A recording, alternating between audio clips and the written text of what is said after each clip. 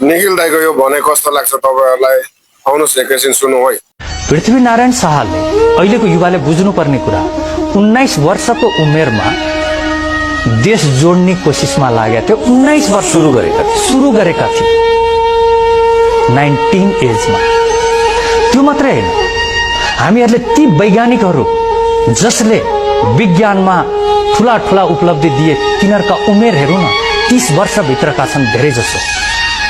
अनि अहिलेको युवा उनीहरू आफैमा स्पष्ट छैनन् कि मेरो आइडल को, या उनीहरू प्रभाव कोसँग छन् उनीहरूसँग सोध्यो भने पनि नि र किन प्रभाव भा उनीहरू सुन्न चाहदैन। माफी चाहन्छु भन्नमा हैन, तर त्यसमा कस्तो छ भने उनीहरूलाई के चाहछौँ हामीले त्यहाँ स्पष्ट हुन सक्ने माहौलै हामीले क्रिएट गर्दैन। आज स्कुलको अवस्था हेर, स्कुलमा पढाइन्छ, उसको जीवनशैलीमा ऊ सङ्कट पर्दाखेरि कसरी बाँच्ने चिज पढाइँदैन, त्यो छँदै नै छैन। के पढाइन्छ जुन पढाइ देश छोडेर बाहिर जानको लागि प्रेरित गर्छ। आफूपट्टिको खोजै छैन।